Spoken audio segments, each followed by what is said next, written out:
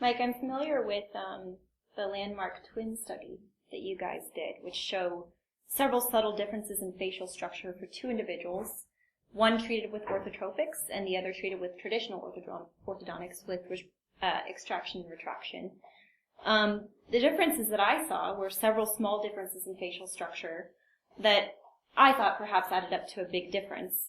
What would you say to critics who claim the physical damage is non-existent or minimal? Are we just vain? I think it's interesting. First, the study was more my father, because that was before my time of working within this field. And he did actually, that was just one of the pairs of twins. He has, I think, 8 or 12 sets of twins, excuse me for not remembering. And if we take that one pair, Ben and Quinton, if I remember correctly, I think it did amount to a substantial change, and most people who would see those twins would see that they had a big difference between them. Interestingly, it reduced slightly after the treatment, because I think that the natural habits most likely returned.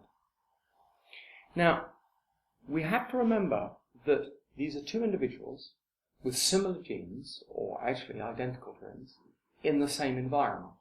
So there's huge pressure from their, what's referred to as cohabitation. They're in the same environment with each other. They're living the same life. They're eating the same food. They're in the same atmosphere, polluted or not. And so the pressure for them to grow in the same way is huge. And the only difference, of course, was this orthodontic intervention. And it has achieved a really quite noticeable change in their facial appearance. And it's not the greatest case result we've ever had, by any imagination.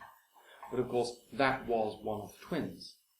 So that's what made it particularly special. And that particular pair of twins was particularly special because of the way they came into the program and the fact that the other orthodontist was one of the top specialists in the country.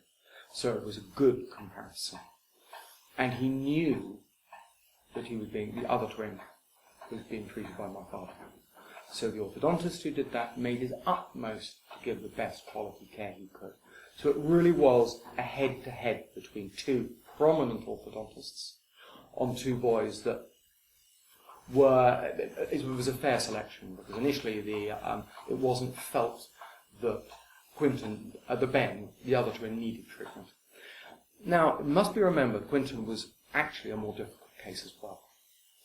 Now, I have cases where I've got far better results than we do with Quinton, but of course, Quinton was one of the twins.